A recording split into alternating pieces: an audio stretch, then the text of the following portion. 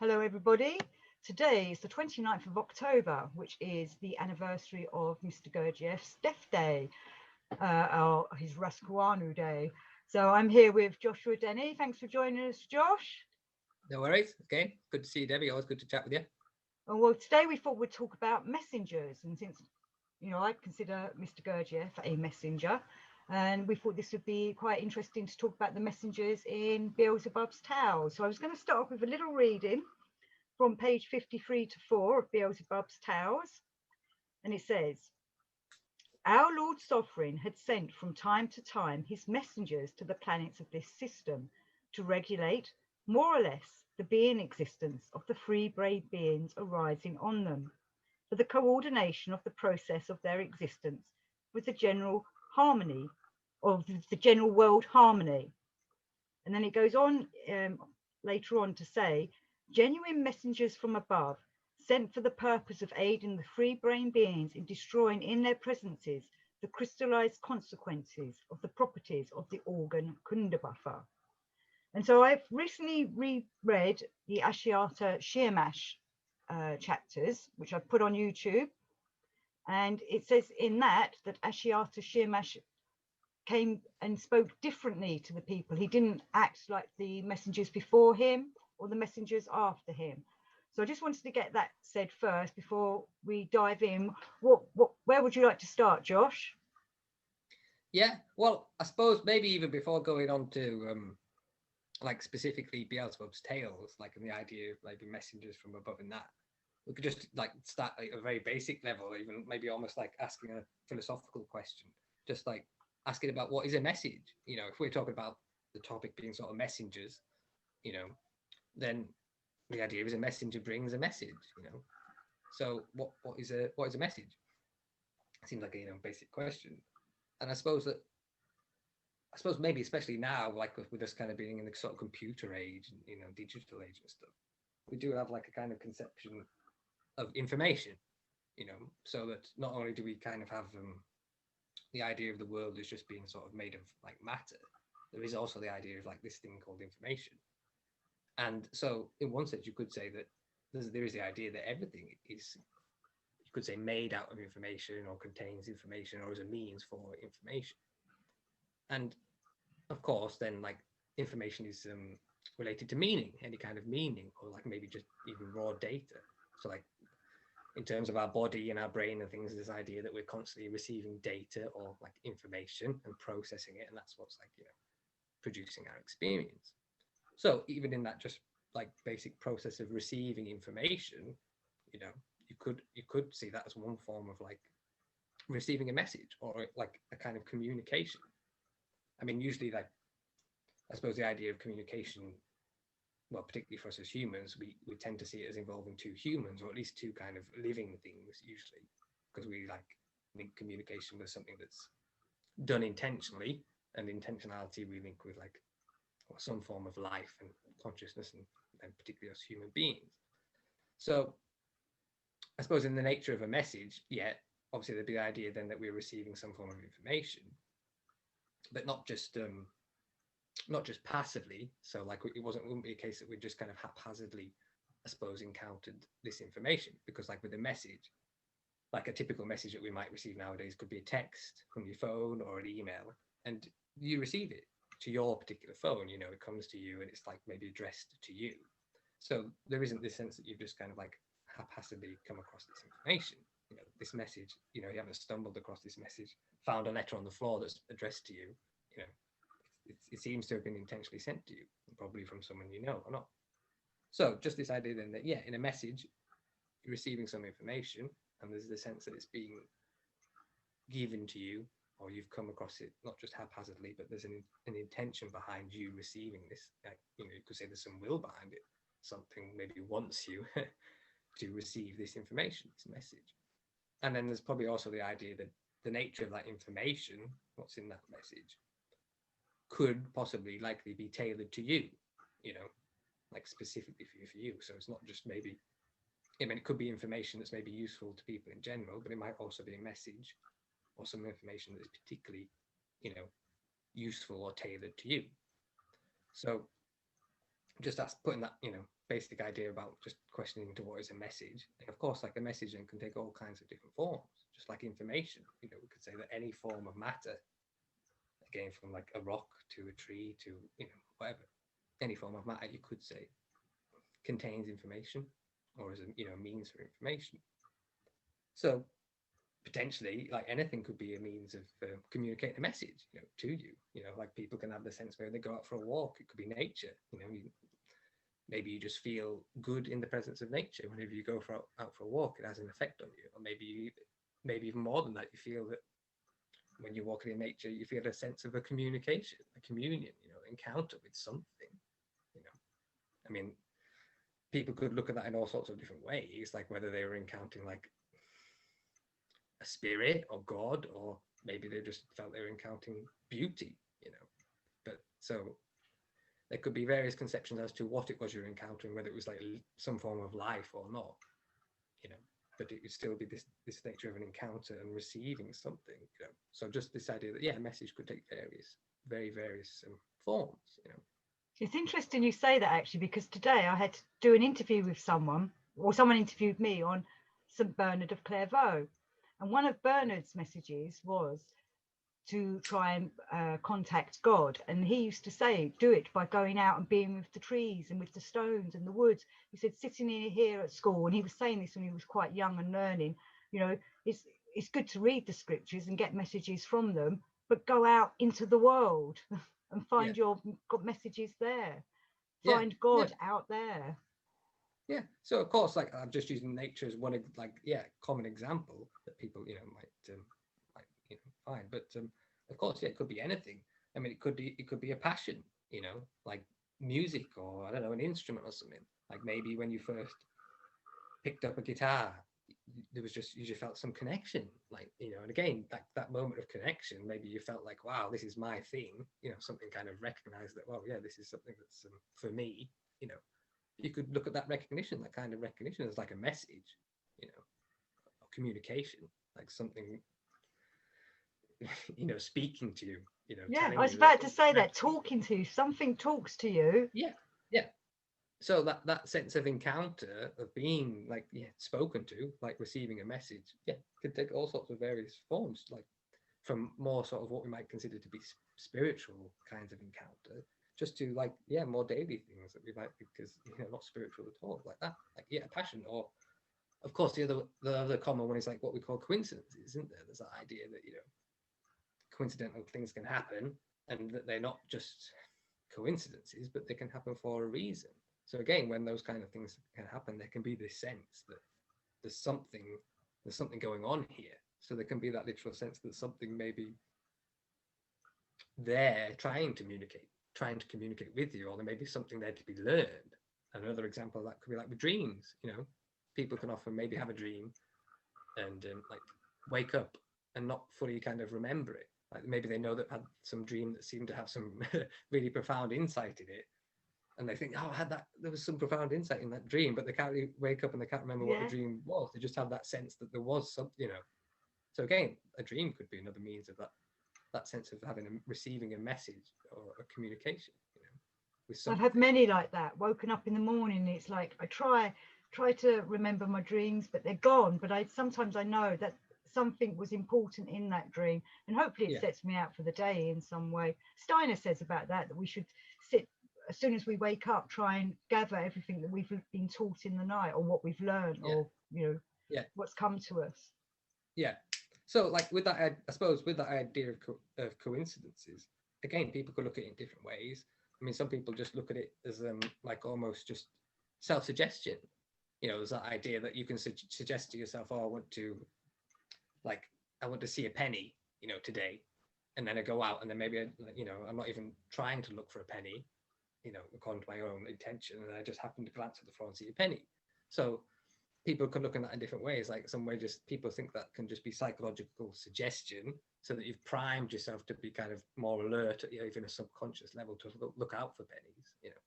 And other people would say, well, because you put that wish out there or that intention, you manifested, the appearance of the penny. So, but is there anything wrong with priming yourself? Surely it's good that you are trying to set yourself up to be aware of what could be out there and finding them synchronicities when they happen, or coincidences when they happen. Yeah, yeah. Well, I mean, I'm just saying that with this, the normal conception of like self-suggestion, yeah, they would say that whatever came about was kind of, yeah, maybe self-created then.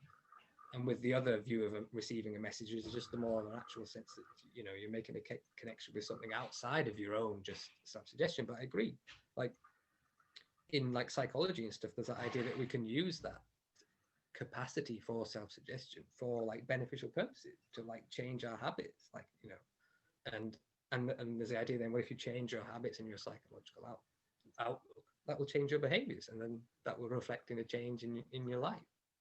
So even at just a kind of normal psychological level, there's that idea of the possible beneficial use of like self-suggestion. But in the work, Gurdjieff mentions it as well, and he does kind of say that it's a sort of like double-edged sword, like self-suggestion and imagination, that capacity that man has, because it can be used both for maybe something beneficial and like for your own development, for your own good, and also, but it has the whole negative capacity then for like making us susceptible to conditioning, you know, and just like negative kind of self-conditioning, you know, or self-suggestion. But yeah, there is that idea that we can use it for a beneficial purpose, and so that can reflect in our life in terms of like looking out for coincidences and omens and things like that, and maybe trying to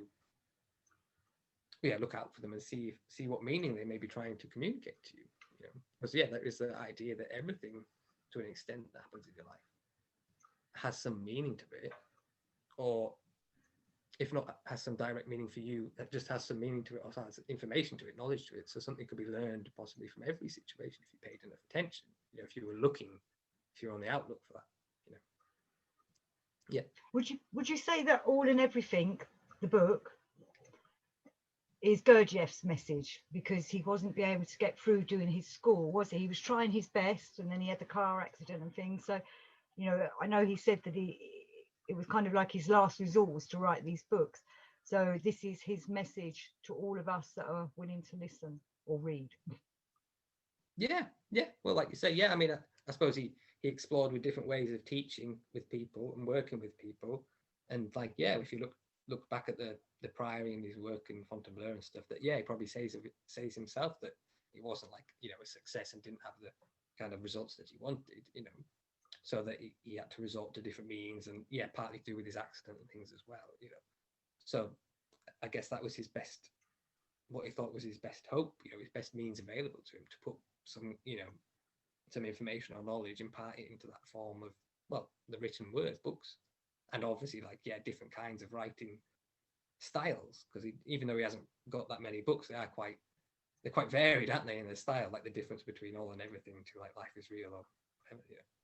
So yeah, particularly with, I suppose, All and Everything, Beelzebub's Tales, it does seem to be like his more, well, they call it his magnum opus, but like his more mythic sort of creation, you know, which could be his more sort of could contain his message, but in a more, you know, artful form, in a different, you know, just a different way of expressing it, which he maybe expresses the same message in his other books, but just maybe in a different way, you know, more like a logical.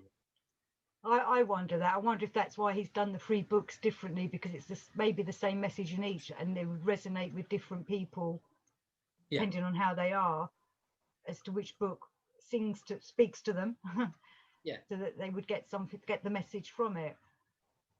Yeah. So again, that idea that it could be through a book, another means that we could receive it, you know, a message, not just that we could gain insights from reading the book, but we could have something more, you know, a deeper level than that, feel some kind of deeper level of connection. Again, maybe something that you feel that's personal to you, you know, like an encounter, something that's more than just the fact that you came across this book and are reading it, you know, an actual sense of a direct encounter, or again, like a message.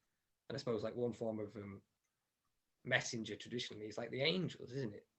You know, they're associated with the bringing of messages, like the angelic realm. So they're again like one form of being that's associated with a kind of a messenger. I mean, in the work, there's like this idea of different kinds of being above, you know, man. And so there's obviously all sorts of different ideas and different traditions of what those kind of beings might be like. But I suppose in the work there's that idea that there's the sort of the level of life. You know, I suppose if you imagine that as a band, and you can have all the different forms of life, from like cells to man and whatever maybe other forms of life beyond. But in the work there's that idea that of course there's realms below life and also realms above life. And we might think we have a fair idea of what the realms below life are, like in terms of like what we see as in inert matter and things like that. But when we try to conceive of any form, you know, of what the realms are above life, that's a lot of the time where we come into problems. Because like you could talk about angels, there could be questions, well, are we talking about a form of life, you know, here when we talk about an angel? You know, it would obviously that would depend on what our definition of life was. If we said that we limited that to like the organic, you know, body, then we'd probably say, well, no, angels probably wouldn't have an organic body, so then we would say that they're not life. But we would still talk of them as, we would talk of them using the language of something living, you know, rather than as something inert, you know. So I'm just saying that in a lot of the traditions, sometimes they maybe use language that's more of the nature of life or like beings, and sometimes when they talk about the levels above life, they use language that's more like,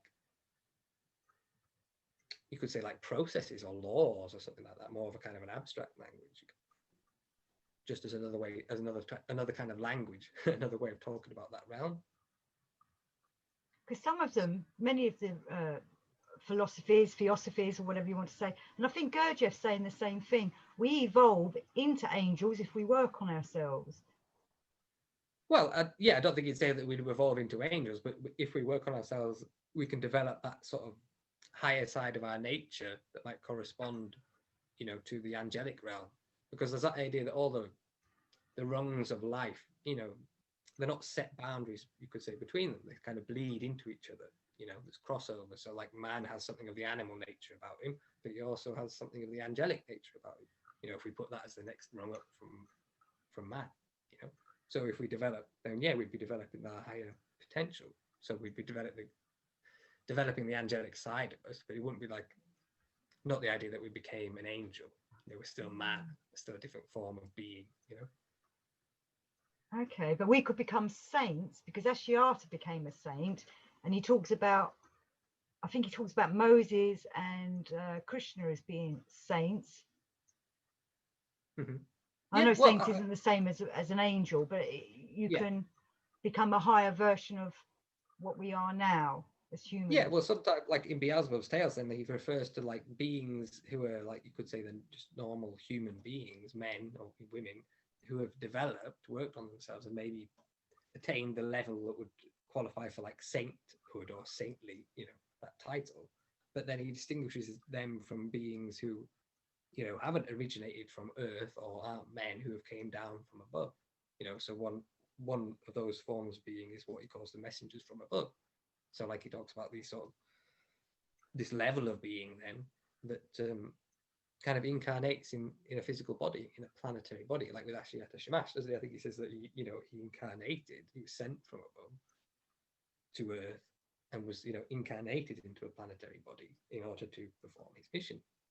So, you know, obviously that suggests then that he is not of the realm of man, you know, that the level of being that he is of then, if you want to call him a he, you know, that level of being that he's come from is beyond you could say beyond the human realm.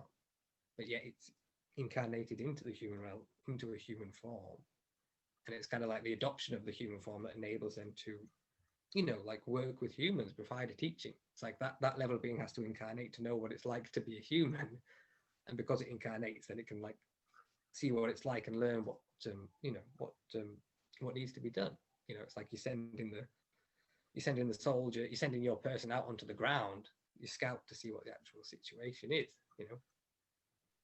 And that's how they can provide the teaching, because they take on the human sort of nature. So again, if you looked at Christ that way, as like a messenger from above, that's why there's those kind of questions as to like, was he God or was he man or was he both? You know, because you have like something that seems to be obviously of an obviously higher level than man, but you know, also fully incarnated into the human nature. You know, I had to do so many essays on that topic when I did my degree. I bet. Yeah, well, that's like it was confusing, but well, that's like very interesting.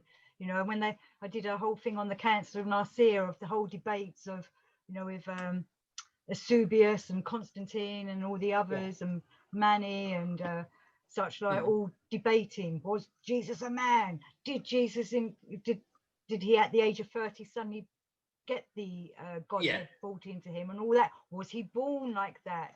Or, you know, heavy subjects, but intriguing. But there's no answer unless I don't know how you get the answer.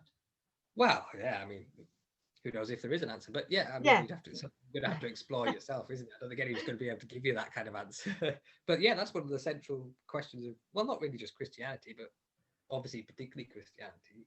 Like, how can, I don't know, then the level of God then, or even just that level of like messengers from above, how can that level interact with the level of man then, or a lower level, without, I suppose you'd have to use language like without becoming tainted?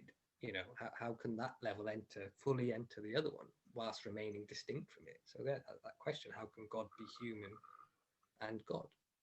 Or it's like, if God takes on the human form, does he become sinful? Does he take on the sinful nature? And, you know, well, it's interesting because I wish I'd known this when I'd done my degree, but I didn't. I've only learned this in the last few years. But Steiner says that Jesus didn't become Christ until he was age 30, and it only lasted for 3 years because the human body cannot take the Christ energy for more than that. It burnt him out, which I find I really like that idea. It really appealed to me. So I'm looking into that a bit more actually. Yeah, I think that's often the case in some of the different traditions, that they're often young when they die, but a lot of them I suppose were martyred quite young and stuff as well. So that might have played into it. But yeah, they often do seem to, or written about as dying fairly young, I suppose. Yeah. But yeah, just that we were saying that I suppose in Beelzebub and other traditions, they do talk about different kinds of being or different realms of being above, you know, man. And I suppose, like we've mentioned Christ, and I suppose like in Gurdjieff's earlier writings, like in Search and Miraculous, like he talks about the levels of development that a man can achieve. So like he talks of the man numbers, like man number 1 to number 7. So like man number 7 represents the highest development of man. So like that's the peak that man could reach. But then he mentions Christ. And he says, oh, well, if we were talking about Christ, we'd probably have to say that he was man number 8. So again, in the work then, there's that differentiation made with him not you know, differentiating from the level of man. So he's not just seen as man number 7. He's not just seen as a fully developed man, because there are those ideas that Christ then, or Muhammad, or whoever, people can see them as just fully developed humans, just expressions of the full human development that's possible. Whereas some other views see them as kind of more than that, you could say. They're not just a normal man who achieved like enlightenment, you know, something more than that. But then there's also those questions of how they can serve a useful role to us if they are just more than human. So again, that idea that they have to take on something of the human nature in order to be able to, you know, interact with us in a beneficial way, you know, to know what it's like to be human and to be able to give us a teaching. So yeah, in Beelzebub, he talks about all the messages from above, all the main founders of the main religions, the great religions. He kind of says they're messengers from above, you know, all sent from the same level of being, or maybe even the same being, you know. And they come at different times, essentially bringing the same message, but maybe in slightly different, you know, language, or sometimes based from slightly different perspectives, depending on the needs of the time or the ideas that, you know, were prevalent at the different times. And so yeah, he speaks of like specifically like hope, love, and faith, and he relates them to some of the different messengers, and saying that they kind of, the teachings that they brought were centered in those different impulses, you know, trying to help man through that side of his nature, you know, the side of the nature that will respond to hope or love or faith or reason, you know. But yeah, he does tend to say that though they've had a beneficial effect, you know, obviously they did do some good. They don't seem to have, you know, they haven't succeeded, you know, in completely ridding man from, like, yeah, you were saying, the effects of Kunbuffer, you know, which is his. Is it they haven't succeeded, or is man just too lazy? Do we not want to know, us humans? Well, either way, yeah, both, yeah. Well, again, it suggests that, of course, they can only do so much. You know, they can't do the work for man, and it would maybe be pointless even if they could, make man do what was required of him. So there's that idea that what man's required, obviously, it involves his own volition, at least to some to some extent. So because it can't be forced on him, of course, there's limits what the higher nature can do, or higher beings can do. Yeah. Because I was reading in the Ashiata Shiemash chapters about how they were trying to put the message into the subconscious so that it would slowly ebb up into the consciousness. And it doesn't seem to be working, or it only works for a small minority. Yeah, well, again, that could be the case. That again, like, I suppose there's that idea that the messengers from above, then, or the founders, the prophets of the great religions, that they brought teachings that were designed, you could say, partially for the common man, or they're aimed at making some kind of social change en masse, but that they were also as well tailored to individuals. So like that idea again, that the different religions could have different layers to them, like the exoteric and esoteric, depending on the needs of the people. And of course, the idea that the mass can't respond, to the esoteric level of teaching, but just again that idea that they serve the messengers who bring the great religions, teachings. You could say they serve everybody. They provide food at all those different levels for the different needs of the people.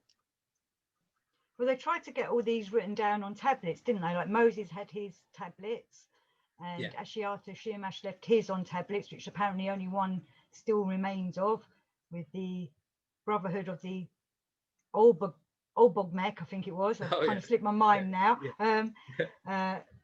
So they were trying to write it down for people, and then there's always the concern that future generations, or I think Gurdjieff says that it's within by the third generation, they've already tainted these rules and regulations and commandments and advice, or whatever you want to call it. It's already being tampered with by other, probably thinking they're doing well-to-do thinking people, but are really tainting it and messing it all up. Yeah. Well, again, he does say that, doesn't he? Kind of throughout the book, that all the I suppose great religions, the teachings get distorted over time and like seem to end up becoming their opposite. In which case, again, it suggests that people can receive these teachings, but they may receive them in a kind of very distorted or watered down form. In which case, it may only be a certain kind of person who's able then to kind of put the teaching back together, you could say, or could compensate for the distortions, kind of be able to see the thread, that even maybe only be like, it might just be a little tiny bit of nugget of truth, but it might still be in there, but they can sift that, they can sort that, the fine from the coarse. So it may only be a very minority group of people who could possibly get something more, from the religion and the kind of watered down version that they receive. So there's that idea, I suppose, in Beelzebub that it was up to people then maybe who could do that, who could like respond to religion at a higher level, or could see something deeper, or could correct for the kind of watered down distortions. It was up to them to work with people and obviously try to help them, and that could be in all sorts of different ways, whether working with people like directly and talking to them, or through like different forms of art, like like Lagomanism, his idea in Beelzebub. That could be like maybe it could be books, but it could be paintings, could be any form of art, could maybe talking with people as well, talking. So it was up to those people who saw something maybe to try to produce something that could become a means of like transmission, a means of communication, of of information, but less at least less tainted information, less watered down version of information. So that kind of I'm sorry, go so on. that was just that kind of I suppose then you could say that the aim of like Lagomanism then would be not just to give the people information, but like be like giving them the skeleton key, like you're saying, because it gives you the means to be able to sift the fine from the coarse, and to be able to recognize the nugget that might be in this or that teaching or information that you come across. So I'd always like wondered if Gurdjieff had ever heard of the Emerald Tablets of Thoth, because it was during his lifetime that they were rediscovered by I forgot his Dr. Dorif, I think his name was. I can't remember his name offhand, but he supposedly found them. He was sent to them by the White Brotherhood, and they're these emerald tablets. Do you know of them? And they're written in a special Yeah. language that's not known on this planet, Yeah. and you have to put yourself into the right frame of mind and meditation, and then you could decipher them. And he did that. And I often wondered, if Gurdjieff knew about that, and if he was, because he talks a lot about tablets in this book, doesn't he? Yeah. Yeah. Having the special Yeah. tablets to be read and keeping them protected. Yeah, well, it wouldn't surprise me, if he knew about it. But yeah, like another example of like possibly Lagomanism, trying to like find a means of transmitting like information or higher information. There may not be problems just with the nature of like man, like having a bit of a bobtailed reason, and being a bit confused and stuff. But there can also be problems with just the nature maybe of higher information or like a higher message in terms of the problems of how you can put it into a form at a lower level.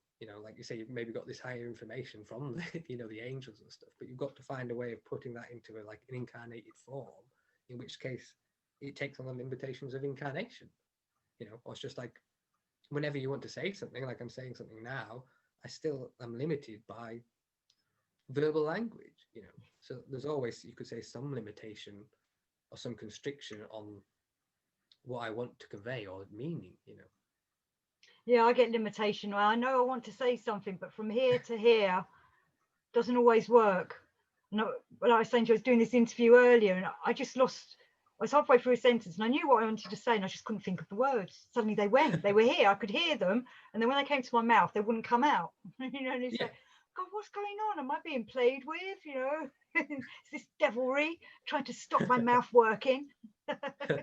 Well, there's those problems, like where we can just struggle with finding the words, or just to convey what we want, but just maybe the nature of some meaning itself or higher meaning. It's just always going to be hard to put it into material means of expression. There's always going to be some limitation, in which case, the thing you produce, it can only reflect that meaning, convey that meaning to a limited degree.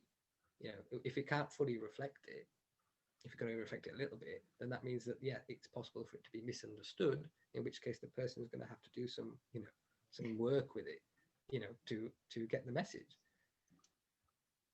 I wanted to read some of what he says about Moses, if that's okay, because Saint Moses was one of the genuine sacred individuals intentionally actualized from above, and it says that some of the measures great Moses took for eradicating the evil more Darton and the beneficial results of the customs he created, which I always found was quite interesting, especially in this time with the old Mordorton going on, because it's kind of talking about he's trying to stop the psychopaths taking over the world, or the religions, or the towns and the cities, and it's kind of like what's happening now, to be honest.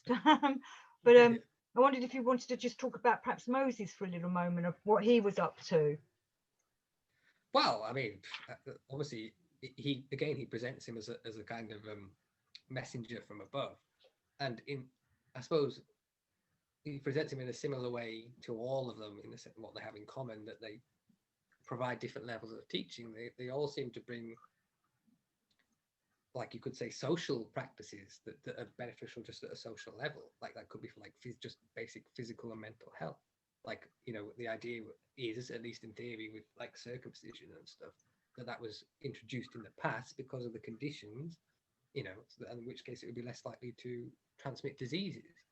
So there's the idea that a lot of those customs are rooted in, practical concerns. I mean, they may not be needed now necessarily. They might still be beneficial, but in their origin, they're supposed to be kind of beneficial for mind and body, if not soul as well. So again, the idea that they all provided teachings at the different levels for the mind and the body, as well as higher level teachings for, you could say, that the soul, or in his thing,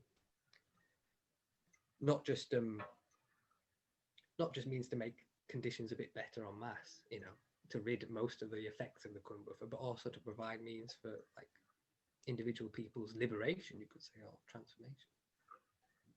But it felt like a lot of it when I was reading through the Moses bit earlier today, it was like he was trying to stop us getting into bad habits, which I know Yeah, is kind of what he's hinting at with the Mordortons and the Onionism and the, yeah, uh, that's why they wanted to bring circumcision, and there was something else for the women, for the girls, which they stopped. yeah, When I was reading all that, I was kind of like, I'm a bit shocked that he would want to do that kind of thing to us. But if it was, if you get caught up in bad habits of that kind of thing, it kind of stops you developing because you easily fall backwards into,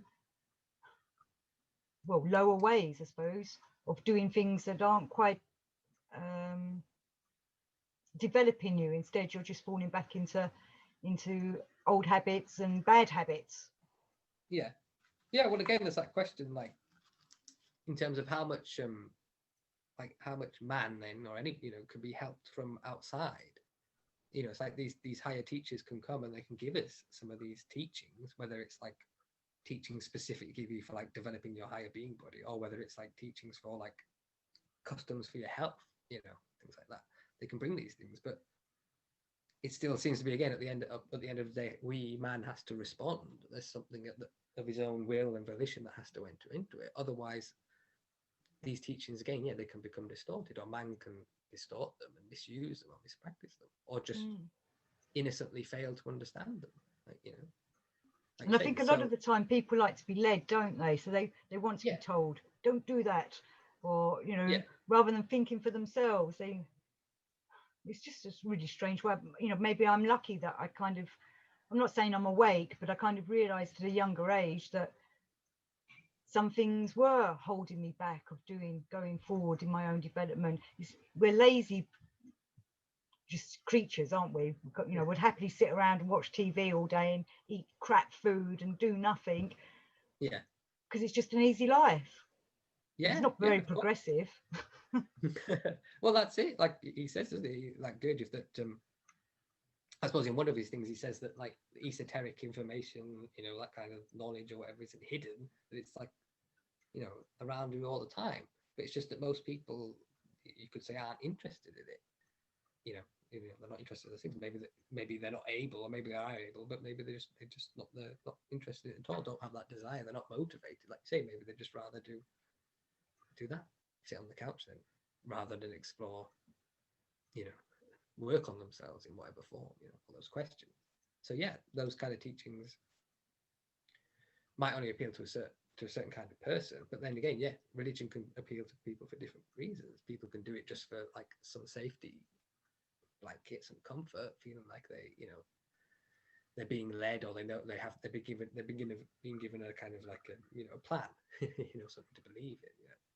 So people can follow it for those reasons, but people can also explore them just from like genuine motivation for like knowledge. Because I think people get into this kind of thing.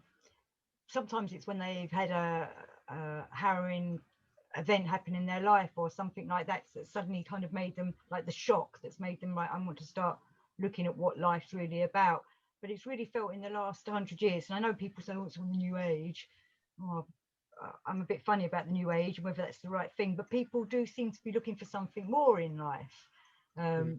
I'm not saying everybody, but there is people doing that. Um, and so there seems to be a lot of messengers in the last 100 years or longer than that, 150 years, let's say, of trying to wake people up. People like Gurdjieff, Steiner, Blavatsky, Osho, I would say, even perhaps Krishnamurti, though he got Yeah, picked, but then he worked on himself and he developed, and suddenly he did find another way of living that was more progressive and woke him up. So yeah. we have the teachers out there and people want to listen, but it's the doing it is really, I suppose, what I'm trying to say here. You need to do it. Yeah, yeah. Well, of course, at the end of the day, it's only going to be you who propels yourself forward. But yeah, in terms of Beelzebub's tales, like we were talking about the messengers from above, and like the different kinds of levels of being. Then they're in reality or in the universe. And I suppose in Beelzebub, he kind of links like maybe what we would consider to be angels with like maybe the running of the solar system, or like those more kind of general processes. So they're like maybe like physical laws, or just things that pertain to people en masse, even. like the laws that determine mass behavior or maybe mass events, you know. So they kind of maybe, that's maybe the level that they work at. But of course, if you're working on mass, that doesn't account for the actual individual variations between people. Like, of course, we are all humans, so we have a certain amount in common en masse, but we also have a certain amount of individual variations. So it's like, obviously those, like maybe the angelic level then that works en masse, they can't account for the nature of the individual. So they're limited in the means, you know, that they can provide to possibly help man, or maybe, you know, to push him in a certain direction. So again, with Gurdjieff, then it's like that the messengers from above seem to represent a higher level then that can come into, can become closer to man because it can physically incarnate and can account for the nature of the individual, you know. So I suppose in Beelzebub's tales, he does kind of present like angels or that level of being as having issues when it comes to, like we're saying, understanding man, or having like compassion, or you could say maybe even conscience or empathy for man. So I suppose like traditionally there is that idea that the angels don't, in one sense, don't understand man because they don't have passion, so they can't have compassion for man, you know. So just that idea that there's a higher level needs to interact with man, or like incarnate, descend, like these messengers from above, in order to be able to compensate, you know, for the actual individual nature of man, the individual variances. So I suppose again that's where, like, you know, say you've got a person who's doing some religious practice, like a Christian, so they're practicing some practices that are common to, you know, some sect of Christianity, but maybe also as they go about their day, they look out for individual signs of, like what we were talking about, like could be coincidences or whatever, some individual form of more direct communication, you know. So in one sense, they're engaging at a practice at a common level, you know, that could have beneficial effects to them, but they're also seeking for that more individual layer of meaning, you know, which is usually traditionally, well, in Christianity, is associated with Christ. It's like, yeah, you have your guardian angels and that level, which can help you, but you're also seeking for the direct line with Christ, you know. Which So, who? like, So go on. yeah, go. Well, so I was going to to say, we talked before about how Christ was hanging, because there's the exercise to do. We've got Christ over Jerusalem, Muhammad over Mecca, Lama over Tibet, Buddha over Benares, I think, and we can still contact them if we can. Contact them. Yeah. So he says that they provide not only the teachings, you know, the general practices that they leave behind, like these higher beings, but yeah, they're also, you could say, also still embodied at another level, or they provide some kind of source of energy, you know, at a higher level that you can tap into. Again, that more personal level of connection can be there. And he says, you know, that you can intentionally seek that out, you know, through well, you could say even just basically putting that intention out there, but also, yeah, work with yourself. So couldn't we do this with Ashiata Shiemash? I know he's supposed to be a fictional character, but I think Lama is as well. I don't think Lama's an actual historical character, is he? Well, you could say that he just represents that tradition, you know, of the Lama Buddhism, Tibetan Buddhism. Because some people say Ashiata Shiemash was really Gurdjieff, you know, maybe he is. Well, yeah. Well, of course, there's lots of different thoughts on that one, whether he was, you know, talking about himself. But you know, I suppose he seems. I think, well, maybe Bennett took it that way, that he was kind of suggesting that he was kind of the, you know, the prophet for the future, or this epoch, you could say, this coming epoch. I suppose Gurdjieff did say that in one sense, that he's, so I think he said, like, oh, my teaching, you know, it's not going to be understood for like 300 years or something like that, you know. So I'm like hurling this book out there into the future, you know. So there can be a connection there, that maybe he's created him as, like, yeah, maybe incorporating stuff from literal figures, you know, historical figures in the past, but also, yeah, maybe trying to embody that into something more like an archetypal figure for the new age, the new epoch, then, you know. Because Ashiata Shiemash, the actual name in Old Babylonian is the sun. Yeah. And, you know, Gurdjieff talks a lot about, you know, we should be working towards the sun, aren't we? We want to, you know, be, burnt raw by the sun rather than eaten cold by the moon. So it's all about sun work, which many of the mystery schools end up talking about. It's all to do with the solar power and things like that. And I'm very into studying the Druids, and they were all about the sun and the sun worship, and that, you know, they used to go out at midday to worship the sun. Crowley outside at midday worship the sun, and the ancient Egyptians used to do all that at, you know, midday, or Howrah and all that kind of thing. So it's like he's carrying on the sun god tradition through this messenger from above, Ashiata Shiemash. Yeah, well, I think, like, I suppose you could see him as, like, Ashiata as like the prophet of the fourth way, then, couldn't you? I suppose, in which case he would be trying to embody like the prophets of the past in terms of the three ways. You know, the idea that the fourth way kind of incorporates the elements of the other three ways of like the monk, the fakir, and the yogi. So, like, Ashiata Shiemash as the new prophet, or the prophet of the fourth way. Yeah, like he would be incorporating something of Christ and Muhammad and, you know, all of them. But also, this something new, like you were saying at the start, he worked in a bit of a different way to some of the other prophets of the past, but obviously had something, in common with them. You know, some of their teaching was still valid, so what he was teaching would have been to an extent the same as them, but also, with something new for the new age, for the new needs or conditions of the time. I actually wanted to read a bit of Ashiata Shiemash, if that was all right. So it says here, 7 centuries before the Babylonian events, there was actualized in the planetary body of a free-brain being there a definitized conception of a sacred individual who became there in his turn a messenger from above, and who is now already one of the highest, most very saintly, common cosmic sacred individuals. So he's talking about Ashiata Shiemash here. So it's like he was prepared from birth. Well, like in that sense, he mentions there like common cosmic individual or individuality.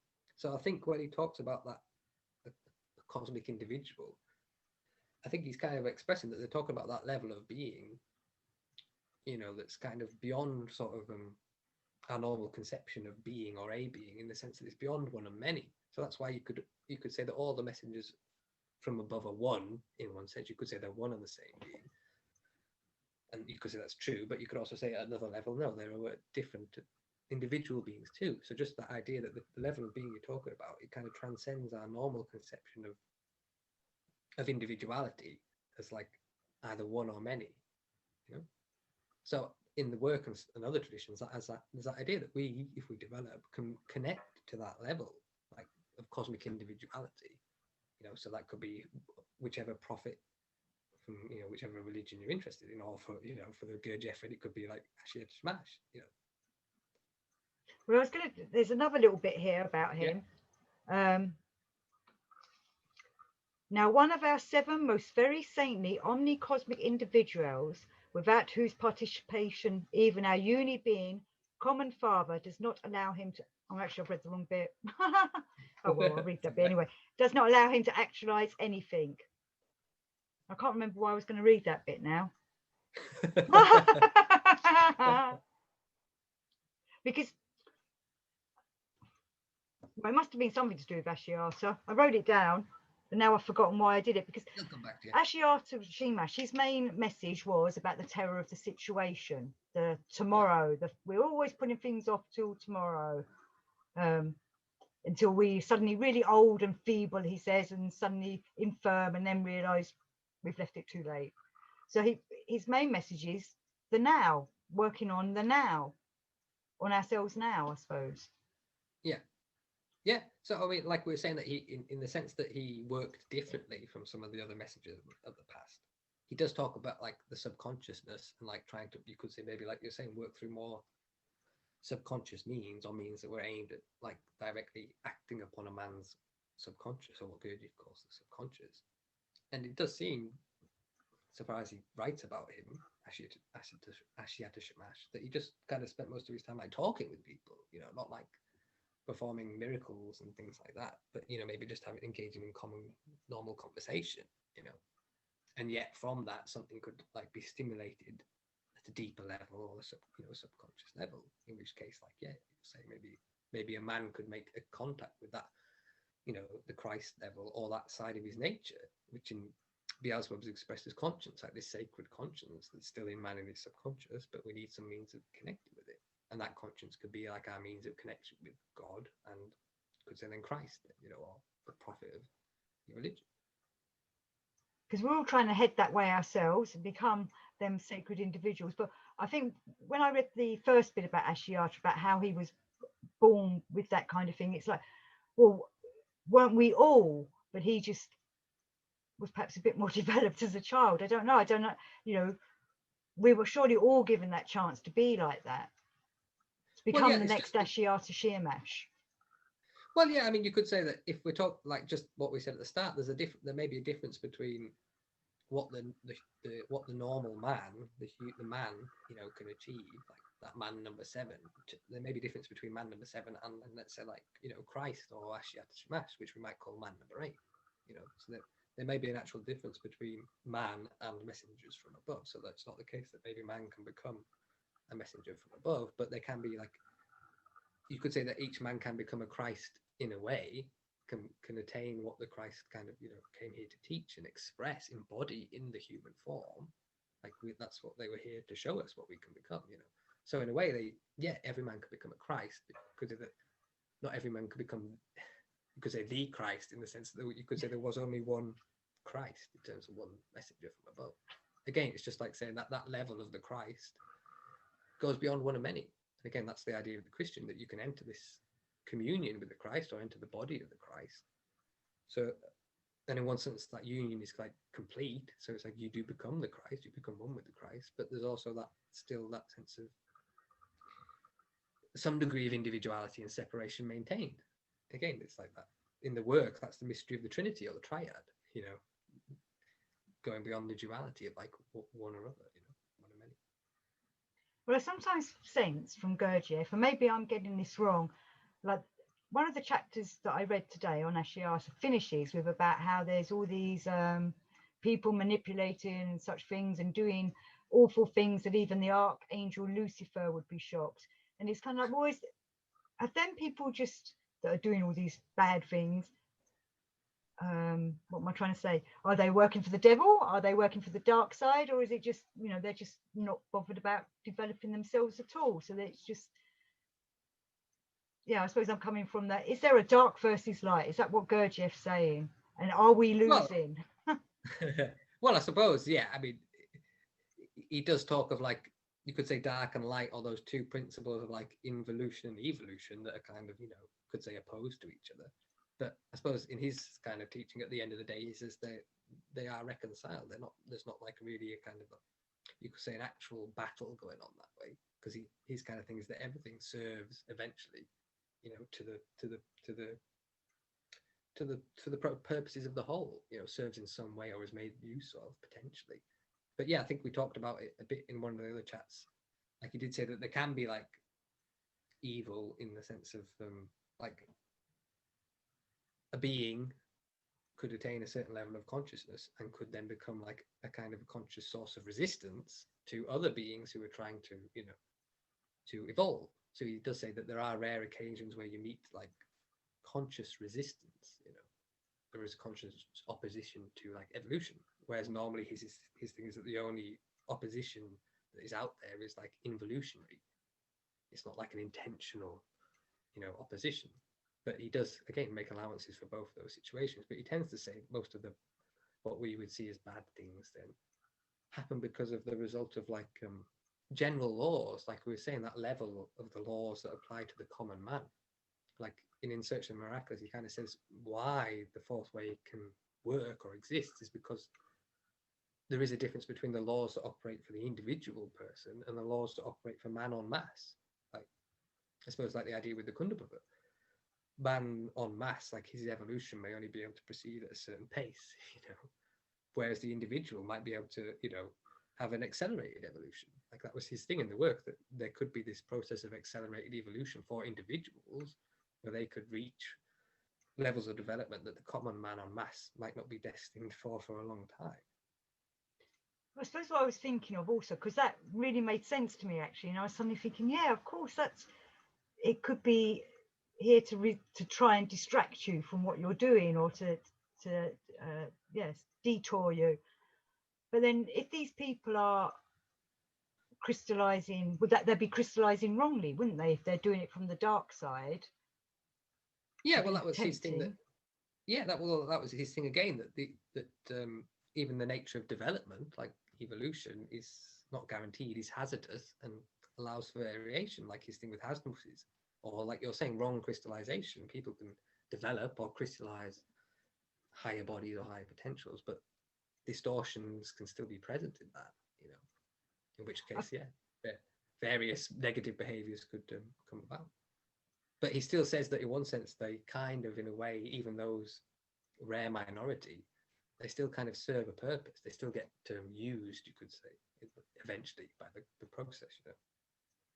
Because he brings astrology up a lot, and I'm pretty sure that astrology has a lot to do with how we're born. So if you was born badly on a day that was badly aligned, and all, like all the negativity of the planets was happened to be on that day, that would be a harder job for you to try and find the light, maybe. Yeah, well, I think, like, again, it's like I suppose he talks in the work about essence and personality, these two sides of our nature. Like essence, let's say, that is kind of what you come in with, like, so it sort of exists at a pre-incarnation, pre-birth level. But then when you come into incarnation, you have to take on a physical body and a physical nature, in which case you have to take on a personality.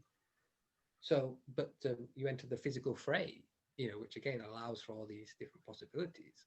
So yeah, it's like you take a sip full of the physical nature, but you're not guaranteed as to what's in that sip. You could be born with physical disabilities, or you could be born with tendencies that were more like negative than ones that were more positive. So yeah, there's a certain amount of variation in the hand that you're dealt.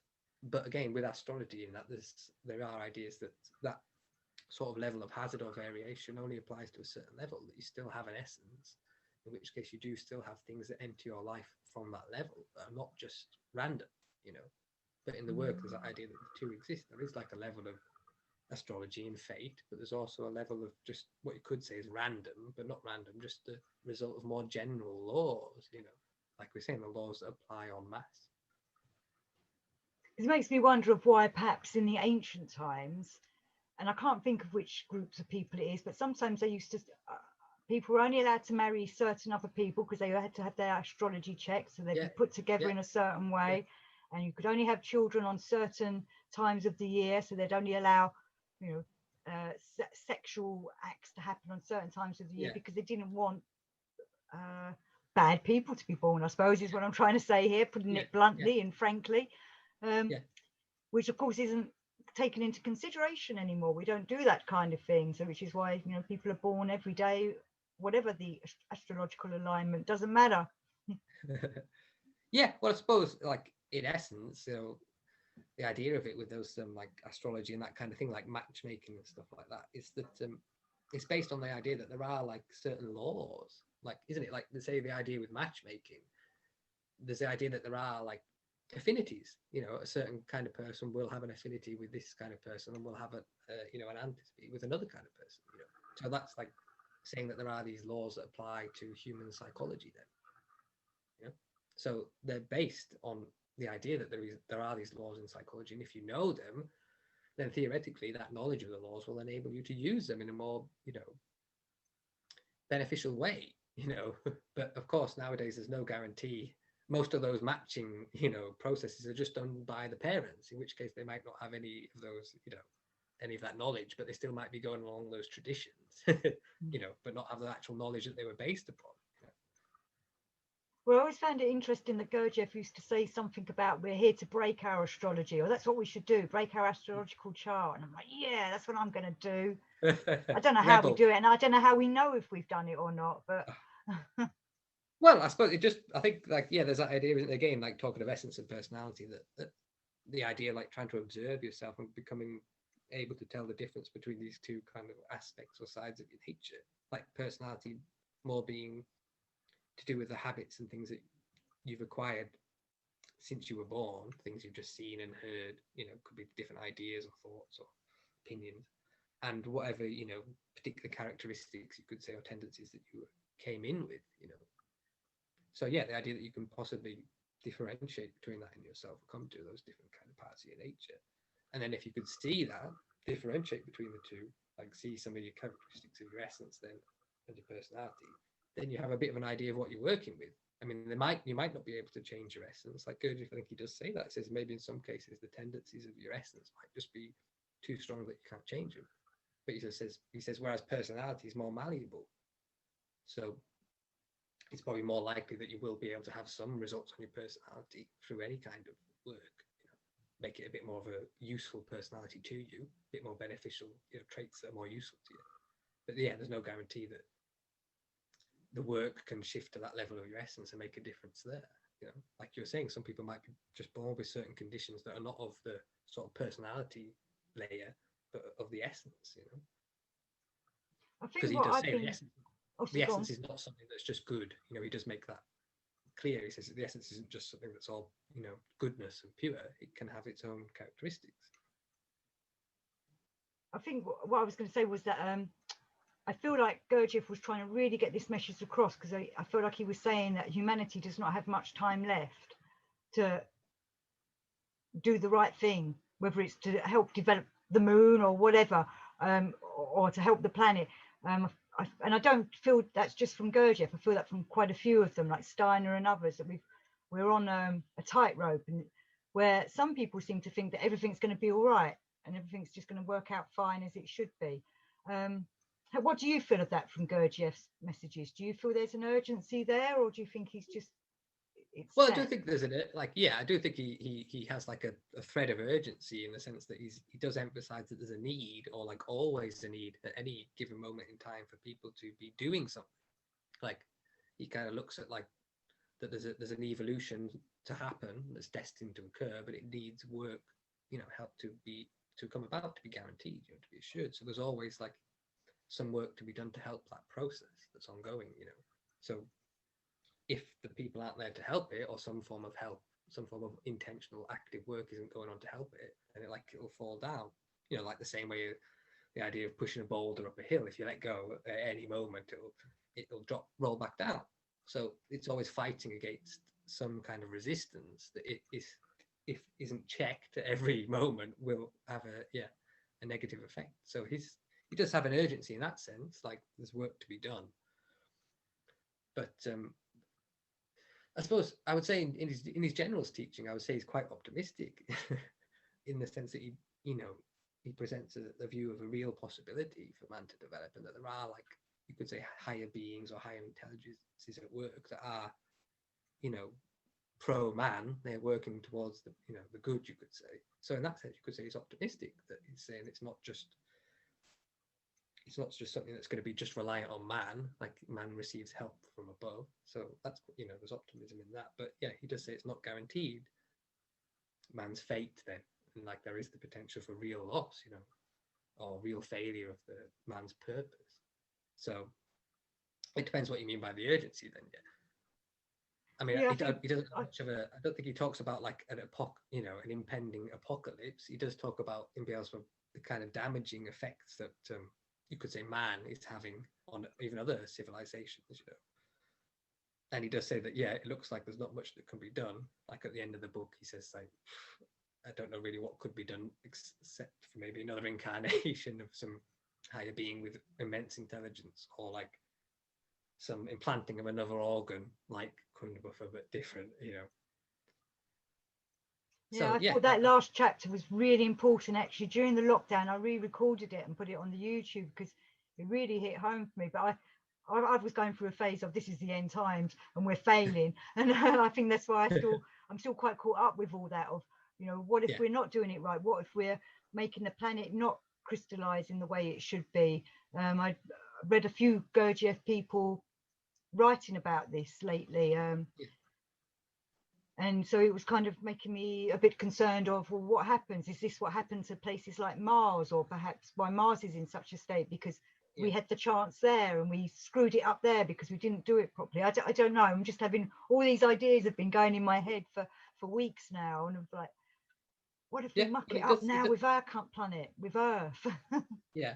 Well, he does say, doesn't he, that in most of his writings or the teachings, that there is the potential, like, for any system, solar system or planet, then where there's life, there's potential for that life not to kind of like reach its fulfillment, there is the real risk for it to be destroyed. Then, you know, so in terms of man, like, yeah, he does say there is a real risk that man could, you know, screw the planet up so much that it was fucked, and that maybe it was wiped out, or man died and another form of life maybe had to evolve. You know, who knows? But I was going to say, personally, I'm probably a bit more optimistic in that sense, that because I suppose if you looked at the other side, he talks about man as mostly a machine, you know, mostly operating by like mechanistic laws and no volition of his own, in which case then you could say there's very little responsibility that man actually has towards his fate, in which case you could say that it's not that there's not much of his fate that is dependent on him, you know, like if man's a machine, then he's got no volition, so how could he be responsible for anything? So of course there must be other, you know, I'd say that there's much more that man's fate is much more like governed by higher intelligences than his own volition. That his own volition is necessary, but that may be a tiny part of what's you know, what's involved in keeping it going, you know, or ensuring that it doesn't collapse, you know. So I don't put as much maybe stock in like individual, you could say, responsibility or culpability. But maybe it's a whole human race responsibility, because I was reading somewhere about how if we don't fulfill our mission, you know, we'll slowly just get wiped out or forgotten about, and something new will rise instead to take on our role. And I'm like, I wonder what it'll be. I hope it's not the AI, but you know, we'll see some new organic species appear on our planet to do the mission that us humans have failed to do. Yeah, it's just like, I suppose, like you could say that the essence of all the religions are, you could say, optimistic that way, that all of the religions do have their versions of apocalypse, you could say, or like potential risk, but usually at the end of the book the good wins. Do you see what I mean? In most of the religions they are like a herald of good, you know, like Gurdjieff's writings, like they're kind of like faith that it, you could say faith that it will work out in the end, or just faith that there are higher intelligences than man, you know, working towards that aim. But is that just hope? Which is what Ashiata Shiemash goes on about, hope. Yeah, well, there's that difference between what could be just self-suggestion and wishful thinking, and what could be like, you know, real objective hope.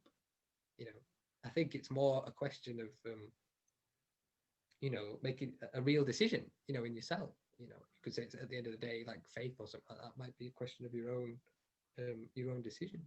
Like again, he does talk of the use of self-suggestion in the work, and I think like in Life is Real, Gurdjieff, he says that that's one of the only means of like communicating with your subconscious. You know, like he says, special means has to be found to make contact with your subconscious, or communication between your frontal consciousness and your subconsciousness. Some means has to be found, and that can be one of the only means. So is there anything of messages that we've forgotten that we need to get across in our message?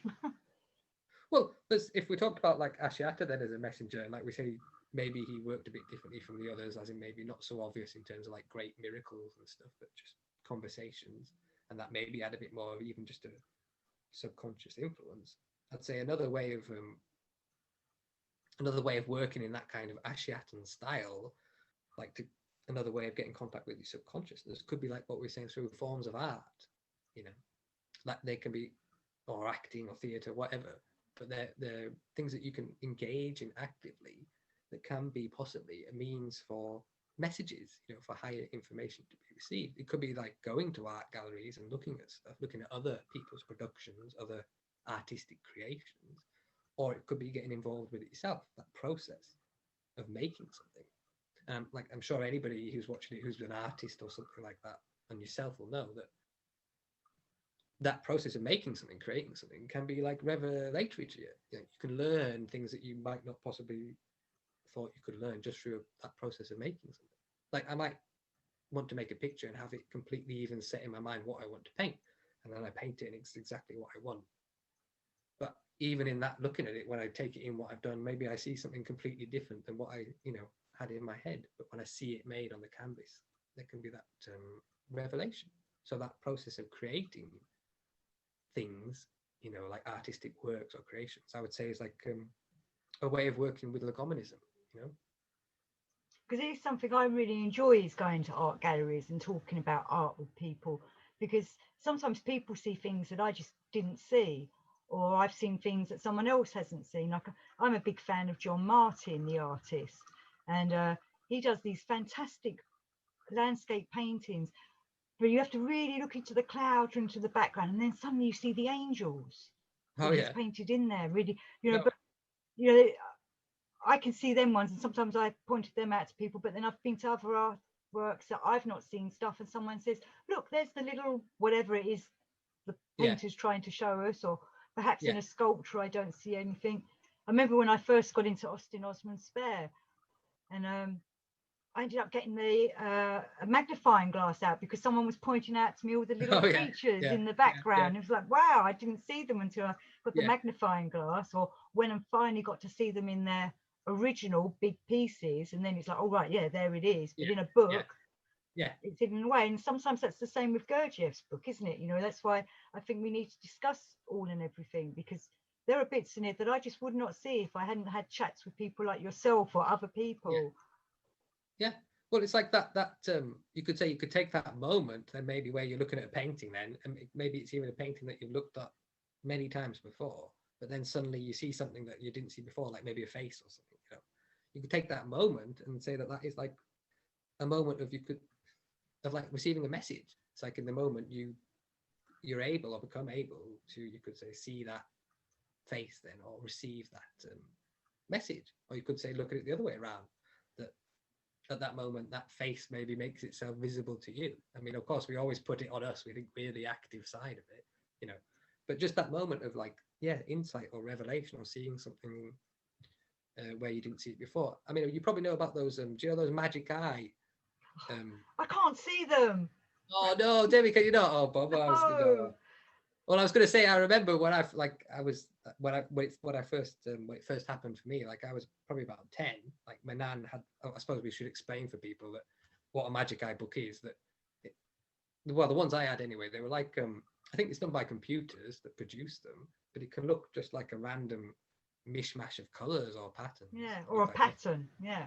yeah, it could be a few different things they do it, but let's just say yeah, it looks like a random pattern of, or like a carpet or something, and you can look at it and not see anything. But then if you look at it in a certain way, at some point, yeah, an image appears that you couldn't see before, say like an animal, and it not only appears but appears 3D. So it's kind of like at some point that you know the animal then emerges out of the out of the page like a hologram or something like that, same kind of effect.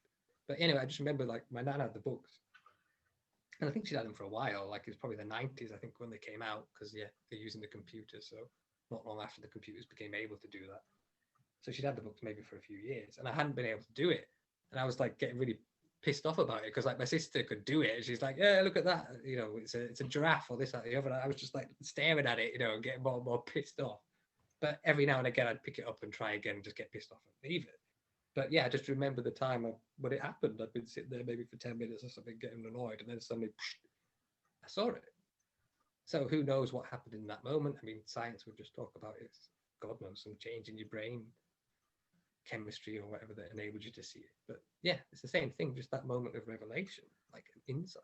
Again, I can still remember that moment. So it's like, it's something you could say that's small, big deal. You saw a picture of a giraffe, you know, but just like it made a big deal for me in terms of seeing what was possible, like with perception, you know, that something could appear like completely flat or random, or you could say meaningless, and yet embedded in it could be this, you know, immense meaning, but not visible.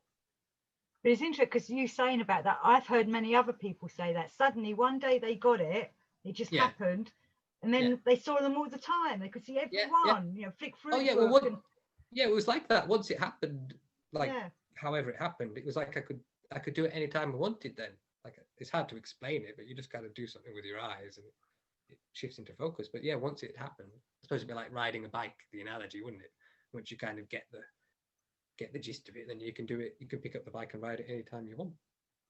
Well, I had the same with Brian May, the guitarist from Queen. He found out all about stereoscopes, and he brought out Oh, this yeah. book on stereoscopes, the photographs that used to be made Yeah. in the Victorian times. Yeah. And if anybody wants to know more about them, I did write about them in one of my books called I've forgotten what my book's called now. Anyway, that shows how useless I am. But anyway, so and what you did, you had to look through a pair of specially made lenses, Yeah. and then it makes the picture go into 3D, but it's two Yeah. pictures, kind of like, which I've realized I've done today. I've done the recording on the Zoom of you and me next to each other, but it'd be the All right, same yeah. picture, and then Yeah. they'd focus in, and it took me ages, and then one day I got it, and now I can Yeah. see it every time.